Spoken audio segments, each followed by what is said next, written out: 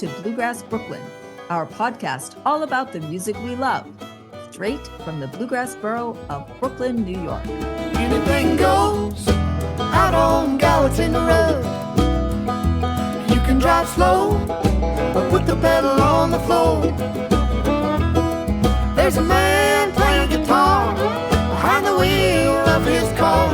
Anything goes out on Gallatin Road. Season 6, Monday edition 12, and the last episode of Season 6. Welcome, I'm your host, Mike Wilner. Today, we talk to Bronwyn Keith Hines, world-famous fiddle player, who's making her foray into songwriting with her new album, Rattlin' Bones, which is going to be released a few days after the publication of this episode. We explore her songwriting process, the challenges she faced, a whole bunch of other topics. A really interesting interview. Hope you enjoyed it as much as we did. Also, since it's the last episode of the season, Liz and I reflect back on Season 6 and give you some hints of what's coming up in Season 7. Please remember to follow us at Bluegrass Brooklyn, Brooklyn spelled BKLYN. Drop a line, mike@bluegrassbrooklyn.com if you have an idea, suggestion, or just want to say hi. You can reach Liz at bluegrassjamsnearme.com. And check out bluegrassjamsnearme.com for jams in Uptown Manhattan, Bronx, Riverdale, New Jersey, and increasingly around the country. Okay, let's get to the interview.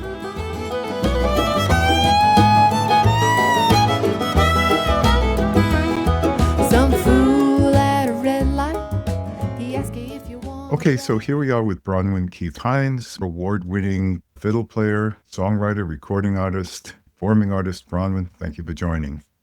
Hey, good to be here. Thanks for having me. I really wanted to explore with you today. I know you have a new album coming out and you have a new single out where it's your first really, I guess, jumping into the deep end of the pool on songwriting. And it's all your own material, is that right?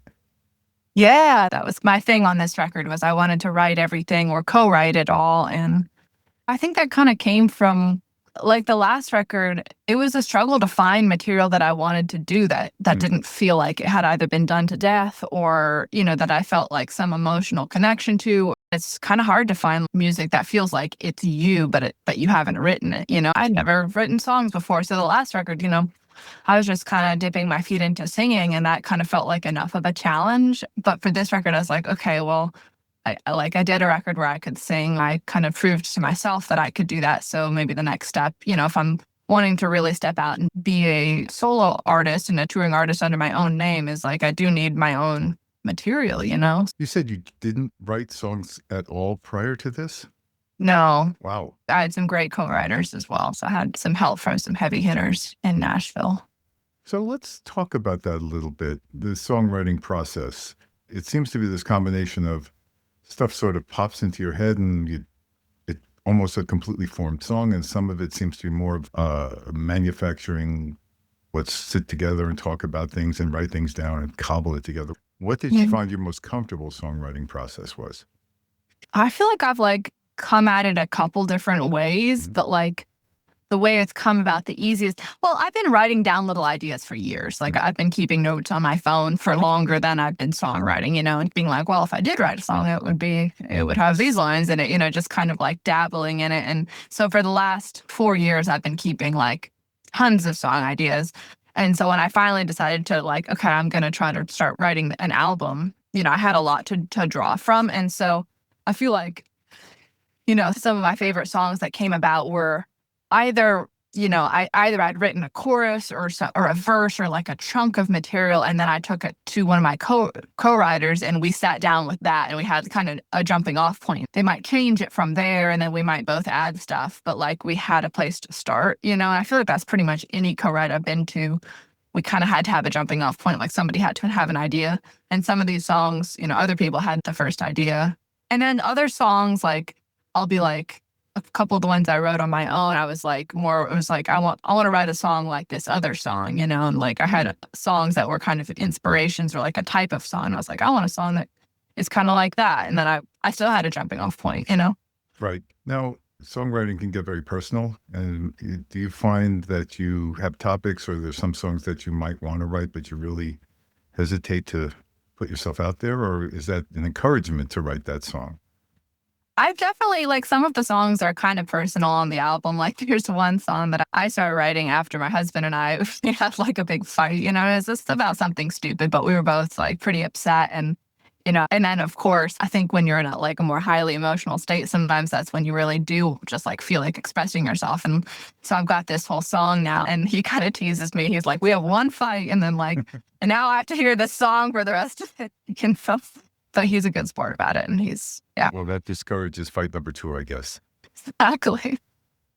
What did you find as a new songwriter was your biggest challenge you faced? Well, I mean, one thing, and it's just sort of stupid, but I wish I was better at guitar. Like that, I feel like that's kind of a struggle. Like I'm really bad at guitar, and I really need to spend more time on it. But I don't know a ton of chords. Sometimes I'll try to write on guitar, but then sometimes I'll be like, oh, I know what chord I want to do, and I don't know how to do it, and I don't want to spend the time to be looking it up. And so I'll just get out the fiddle, and I end up writing on the fiddle as well, because I know my way around anywhere I want to go there. Having the confidence to show up at a writing session and share your idea is really tough. Sometimes it's really hard to not just think all of your ideas are bad, or that they've all been done before, and to just put it out there is so hard. But I think the co-writing does make it easier because gives me confidence when someone else starts giving their ideas, and I'm like, okay, well, some of these are really cool, but if some of these, if I had said them, I might not think they're the greatest idea. So we just got to start saying stuff, Guessing that if a co-writing partner kind of clicks into an idea, that validates it to some extent. It does, yeah, for sure. So then it makes you feel better about the next idea. Do you have a professional relationship at all with the co-writers, or is it just sort of you are paired up and meet and start writing together? How does that work? Oh, yeah. I've just kind of co-written mostly with people that are friends of mine in some respects. Melody Walker, I wrote 2 songs with her on this next record, and she's been a friend for a long time. And Pat McLaughlin was the other co-writer I wrote a lot with. And I met him through my husband, Jason. And, he and Jason started writing songs, and they were kind of around the house, and they were really good songs. And I was like, wait a second, I want to get in on this. This guy is awesome. But he's just such a good hang. And he was in John Prine's band and did stuff with John for a long time. So it's, amazing to get to work with somebody like that. How would you characterize your music in terms of genre, or is it not really possible to do that? Well, I mean, I feel like it's definitely bluegrass, but I'm definitely also influenced by country and kind of outlaw country and Americana. So I feel like it's bluegrass, but it's definitely got these other flavors in there. A lot of the record has some light snare drum. I got Sturgill Simpson's drummer, Miles Miller, in to do some snare. And I love bluegrass with a little percussion in there. I think it really adds something cool and just gives you more ways to define different grooves in a way that you can't quite do as easily with a 5-piece bluegrass band. So yeah, so it's bluegrass that leans a little country. Interesting. I know you spent years playing with Molly Tuttle, and I saw you have a lot of collaboration with well-known bluegrass artists, and you played with the Milk Carton Kids. So what was that like? That's kind of stepping a little bit outside of the zone. Definitely, yeah. Playing with Molly definitely put me in a lot of different situations and even before, yeah, with the Milk Carton Kids, that was crazy. They just kind of emailed me out of the blue, and I went down to Newport Folk Festival and played with them, and Anais Mitchell was on that show, and Joe Pug, and a bunch of people. But, I feel like the more different collaborations I get to do, I got to sit in with Dave Matthews back when I was playing with Molly. Me and Molly got to get up with him at the Gorge and play some, and I just feel like it's just all music. And I worry less about, oh, do I know the song? I've sat in a lot with Leftover Salmon, which is a big jam band. And they're so loose and so comfortable with the unknown and I think they kind of thrive in that place where the guitar player for that band, Vince, once kind of pushed me on stage with them. It was just me, and they kind of broken it down. A lot of the band members had left the stage, and just Jay Starling was playing piano, and it was just kind of me and Jason out there, and we had no idea what was going to happen. He was like, go find yourself.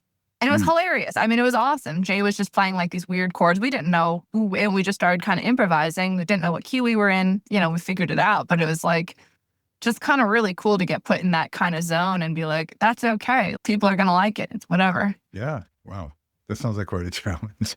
Awesome. So somewhere out there, there's a 10-year-old Bronwyn or Bronk who's thinking about writing songs and maybe a little bit hesitant to pick up the pen. What's your advice to him or her? I would say just go for it, and that I wish I'd started sooner. I wish I'd had the confidence to do it a lot sooner, and that you kind of can't go wrong. You just got to dive in and trust yourself. And the sooner you get started on it all, if you think you even might want to do it, the sooner you start, the better it'll go for you. Okay, that's great advice. I know there's no time like the present. Okay. Now, I can't let you off the hook without asking you a somewhat difficult question about fiddling. Okay. So Hope I know the answer. I suspect you will. So Mount Rushmore, as you may know, is for iconic individuals who stand out as having most impact on our nation. So what 4 individuals would you put on your Mount Rushmore of fiddle players? Would you only get 4? Oh, that's really hard. Yeah, I was about to ask how many are there? There's only 4 faces on Mount Rushmore, so and they don't have to be the best or most famous, just most important to you or most impact on you. Yeah, Stuart Duncan, Jason Carter, Michael Cleveland, and oh my gosh, the last one's really hard. I might have to say Bobby Hicks. Okay, so why Bobby, who's sort of one type, I guess, and Stuart, who's a bit more eclectic. So why Bobby Hicks?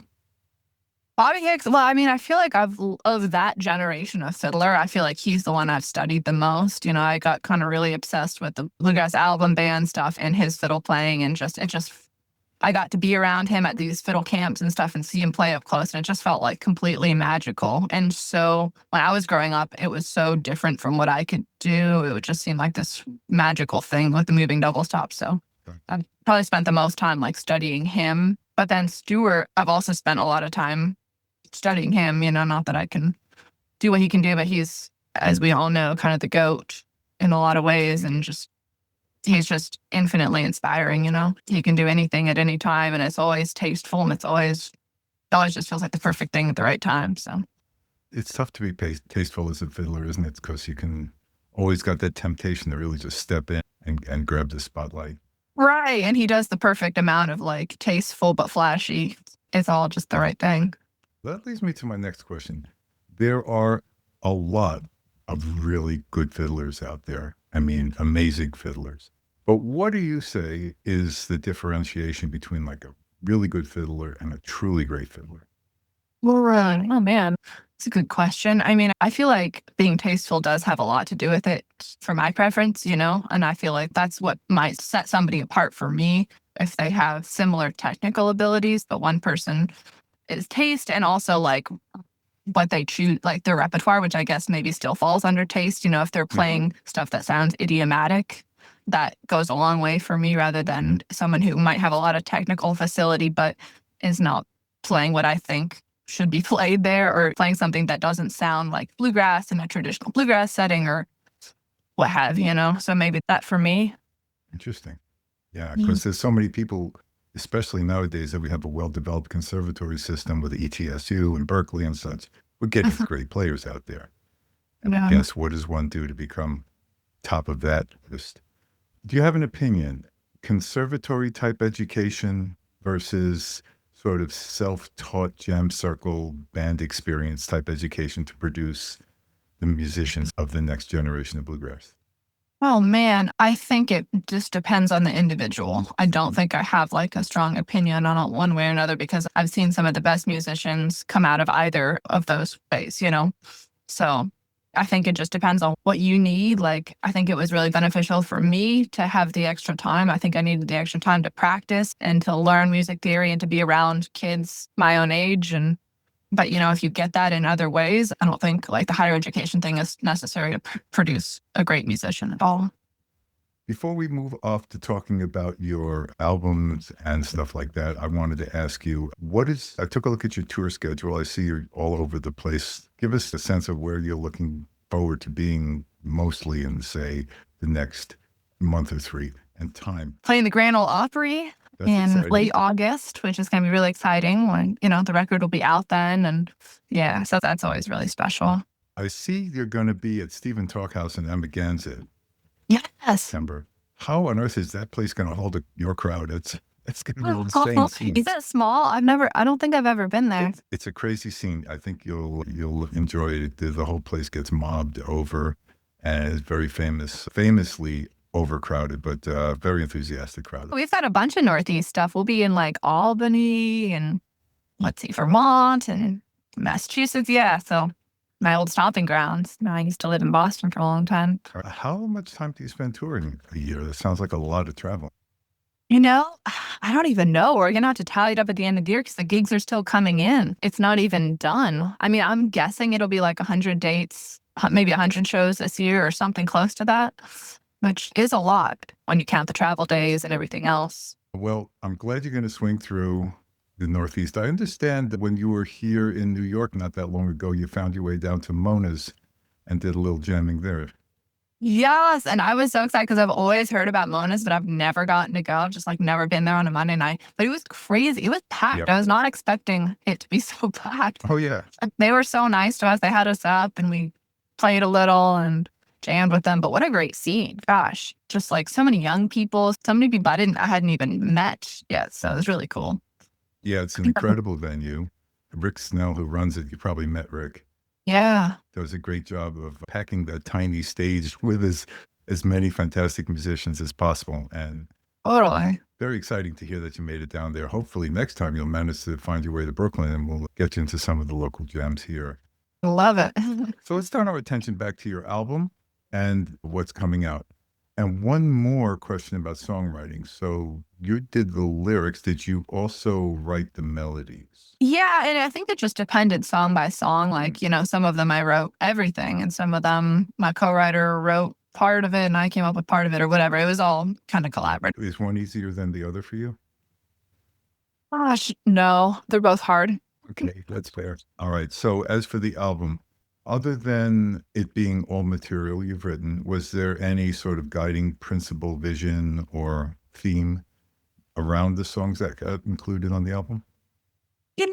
I'm not sure if there really was. I think that there's kind of wide-ranging topics. I think one topic that keeps coming up is just scenes that I see on the road and, stuff from my life, whatever that means, traveling and wanderlust and that kind of stuff. That's definitely on there a lot. But yeah, if there is a theme, it's probably that. But I think there's a lot of different things going on there. How many songs did you have to choose from once you've written the materials to put on the album? Or was it, there's 12 songs on the album, I've written 12 songs and stopped? No, I wrote a lot more than that. I don't even know how many. I mean, I probably wrote 20, 30 songs. I'm not even sure, but 13 songs made the album. I'm still waiting to find out if 13 songs will be able to make it onto the vinyl. I'm really hoping, but that's a lot for a vinyl. So might have to cut one for the vinyl, but 13 will be out streaming and on the CD. So. And what was the filter? You had 30 songs. How did you filter that down to 12 or 13? Just the ones I liked the best. There was one that I recorded that didn't make it onto the record, and I still really like it. I might put it out as an extended edition or something, but it was it was just well, we have to cut it. The length of the record can only be so long, and to make it onto one vinyl, and even 13 songs is pushing it. So, but yeah, I don't know. I just try to follow my nose and follow my gut and just what makes me, want to headbang and what doesn't. So you have a single out from the album already called Sticks and Stones. Is that right? Yeah, totally. So you mind if we listen to some of that? Maybe you can make a few comments? Yeah, let's do it.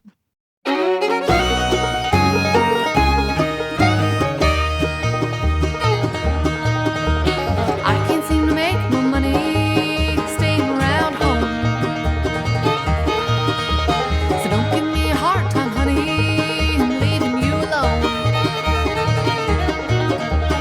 It might be me in a world I ain't gonna break. Sticks and stones, burning down the highway. Right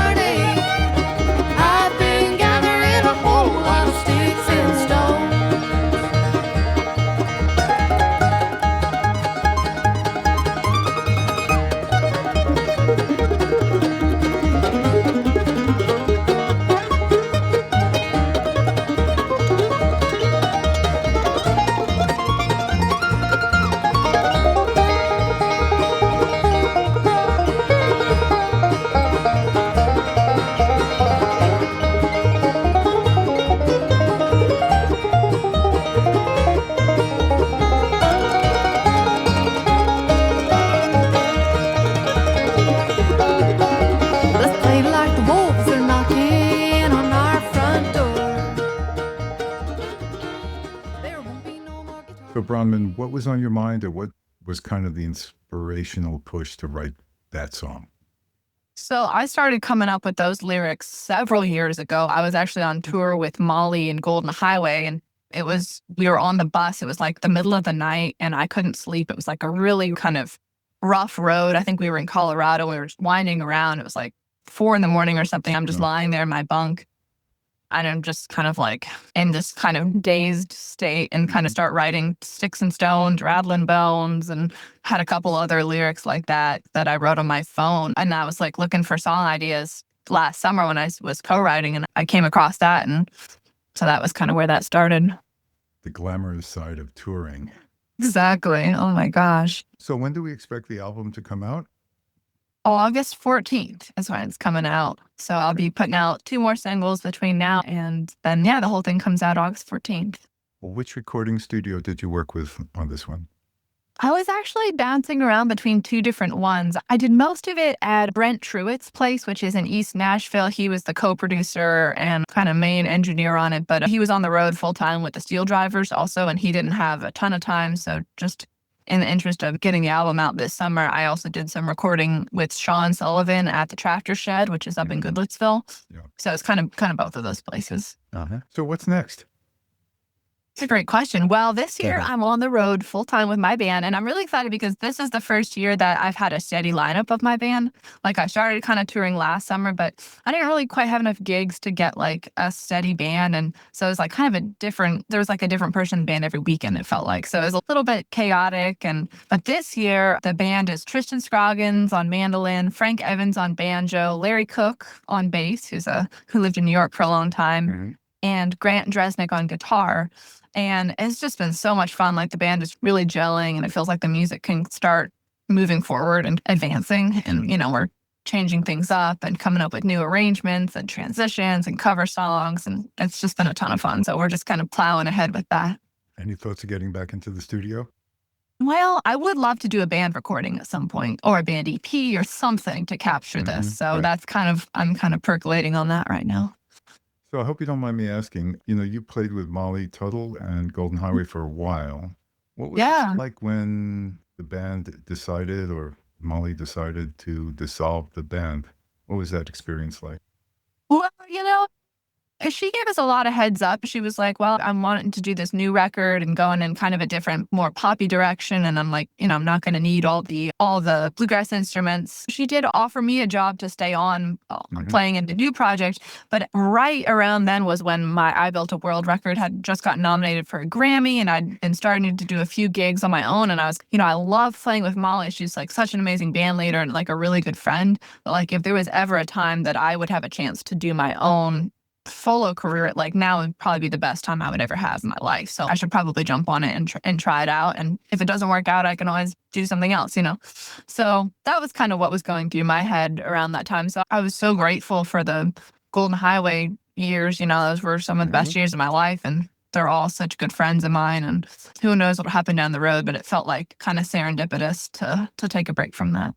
Bronwyn, really appreciate you taking time with us, and we look forward to hearing the album in August and seeing you out in Amagansett in September, and best of luck on the tour. Oh man, thank you so much. Thanks for taking the time to chat with me, and yeah, I can't wait to see you out there.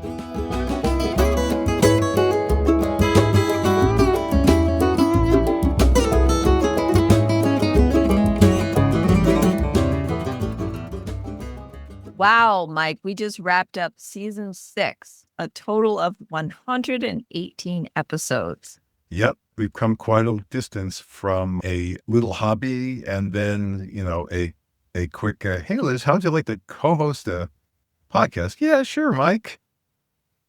Taking over my entire life, and basically that's what I spend most of my time on now. But it's worth it, isn't it? It's so worth it. An amazing roster of people we have spoken with.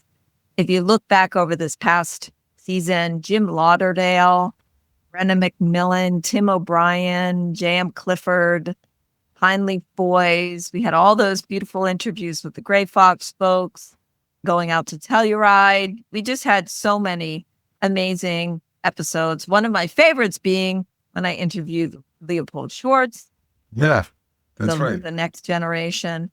So, wow, we really had some amazing episodes. So deep, so rich, so full of wonderful information. And I like that we managed to get some very big names, but some artists you should know and emerging artists like J.M. Clifford. We talked to folks from different genres of music, got to speak to some of our friends in the Cajun music community, and we started introducing festival alerts where we let people know about festivals coming up so that when we know about it, they know about it. And we have so much more that is exciting that's coming up for season 7. I can't wait. I interviewed Lori Lewis and you interviewed Jerry Douglas. So the first episode will be Lori Lewis coming up later in August. And we'll be busy collecting more content. And we've got a couple of other things brewing, so maybe some events and a few other fun things. And looking forward to season 7, looking forward to continuing. I was going to say working with you, but this is like playing. That's right. Yeah. So, another amazing accomplishment for us is our sponsorship with Peghead Nation. That has been great. I've been digging in a little bit on those guitar lessons online. I definitely see the real value in being a member of Peghead Nation and looking at their quality videos. So who knows, maybe during season 7, my guitar playing will just get that much better. That's exciting. Well, remember when I asked our friend Blake Miller about how to learn music, he said, like we cook that Cajun food, low and slow. Just take it low and slow. Low and slow. I love it. Yeah, that fits me. That fits my vibe. Absolutely. For sure. So thank you to all the listeners. I just wanted to mention that one of the things that I found interesting is when we first started, we were about 90-something% US-based North America listenership. Now it's about 80%. And the rest of it spread out over 65 countries around the world. And people are listening all over the place. And we get feedback. When I'm at festivals, often enough, someone walks up to me and says, man, we really love your podcast in Germany or in Norway. And I'm so gratified. I think we do something that people around the world can listen to. It's about the music we love. And while we are coming straight from the Bluegrass borough of Brooklyn, New York, it's not only Brooklyn, it's the entire world. And further to that, I have an interview with 2 bluegrass musicians that I did in China coming up in season 7. Cool. Pretty cool, actually. Yeah. Okay. So Liz, have a nice break. Enjoy your festival whirlwind and see you back here later in August. Thanks so much.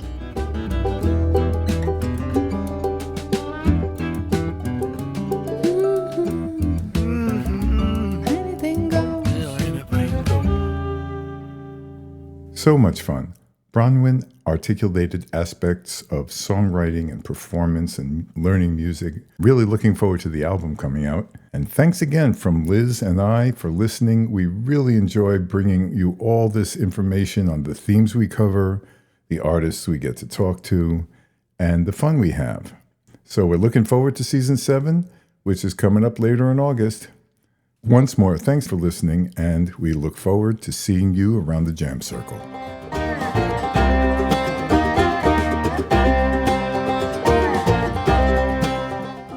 We'd like to thank our sponsors.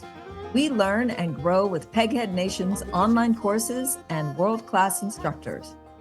And we're powered by Ear Trumpet Labs microphones. And that's why we sound so good.